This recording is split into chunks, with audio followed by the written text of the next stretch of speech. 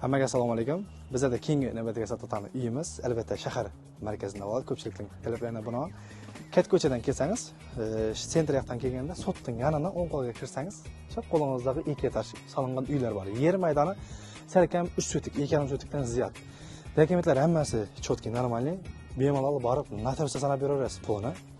Uyimizning bir qator planlari bilan tanishib chiqamiz. Bahosini oxirida aytamiz. Ketdik. Uyimizning eshiklaridan e'tibor berib boshlaymiz. Yaxshi ishlardan qo'yilganda kichkinagina emas. Kunday kirgan yeri shunday qo'l bo'ladi.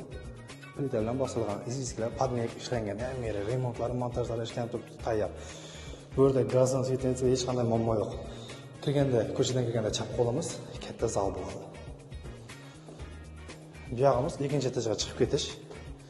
Rasini xohlasangiz bir yuvib, garderob ishga olsangiz ham bo'ladi. Bu yer to'ri vanna sanuzel, xohlasangiz bu yoqda vanna sanuzel yuvib, bu yerga kuxnya mebel tushirib olsangiz bo'ladi, kuxnya qilib olsangiz bo'ladi. Bu yog'i orqaga chiqish eshigi bo'ladi. Bu yerdan esa ikkinchi etajga chiqib ketiladi. Lisensiyalar ham unday baland emas, udobniy qilib ishlangan. Aytganda ham yer plita bilan bosilgan. Chiqsangiz, chap qo'lingizda yana bir shunday katta zal deymizmi, kundalik o'tiradigan hol hisobidan qoldirilgan deymizmi. Lekin planlari zo'r ishlangan. Bu yerimizda yana bir katta xona bo'ladi. Xolangiz bani, qarang, zalga olsangiz bo'ladi buni. Bu ham yana bir shunday katta xona. Samimiy globni xonalari zo'r, katta bo'lib chiqqan. Katakday emas. Keyingi tipi mazza qilib yashaysiz. Bu esa detskiy xona. Ya mana ana ilk spalni ham yetadi, ilk zal bilan desangiz, bu yerda garderob ham yetaverasiz. Shunday buni aynan ochsangiz, turimizda oynaqda Qasim aka do'koni, bu yoqda chap qo'lingizda sutning binosi, turimiz bu yerda ko'cha bo'ladi.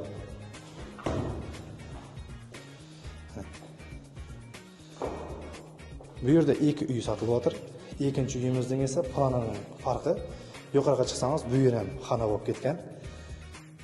Arqa uyimizda hozir ona bir qadar ko'rsatib o'tamiz. Adresni yana bir tushuntirib o'tgaman. Adres Sotning Qoptonidan kirganda, mana shu kirgandagi Qoptondagi ko'cha bo'ladi. Bu yerda tex bor, texning to'g'risidan shundan ko'cha tushadi. Ana zabor ochiladi, Poniberga ko'cha tushadi. Aslida burga 8 uy solinish kerak bo'lgan. Hozir buning 4 uy bitgan. Oldinda yana 2 bor, endi u qachon bitishi noma'lum. Lekin shu 8 uy uchun bir ko'cha tushirilishi nega planda ko'rsatilgan. Bu esa ikkinchi uyimizning kirishi bo'ladi. Ikkinchi uyning kirishi ham yog'i uyning plan teskariga tushgani, buni zallari o'ng qo'lda bo'ladi. Qolgan hamma yeri bir xil. Mana orqa yog'ining chegarasi. Orqa yog'ida bu yerdan to'g'ri zabor aylangan. Orqa yog'ina Bunu joydan qaptali zaborgacha bo'ladi, chegara. Bu yerga polniy garaj tushirib olasiz. Oldinga darvoza qo'ysangiz, bir garajingiz tayyor. Orqasi esa mana fundament qo'yib turibdi. Hozir bu yog'indagi zdaniyaning buzilganligi sababini bu yerda bir-ikki narsalarni bu yoqqa tashlagan ekan. Bo'ylar tozalab chiroyli etib beradi.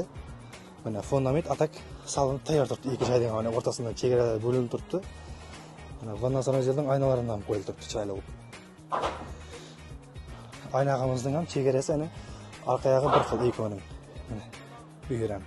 Xohlasangiz buni ham o'rib olasiz, kabish bilan chiroyli qilib yo'q olasiz.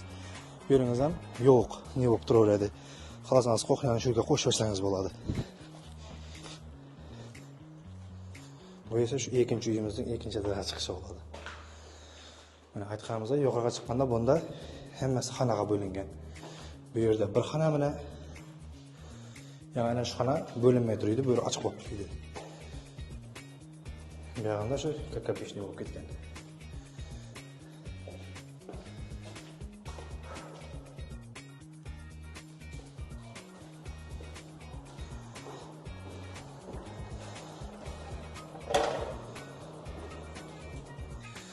Bu esa ikkinchi uyimizning qaptali bo'ladi. Aytganimizda hamma fundament qo'yilib turibdi. Shunday garajni zaboringizni o'rib olsangiz bo'ldi, eldina bir darvoza qo'yib.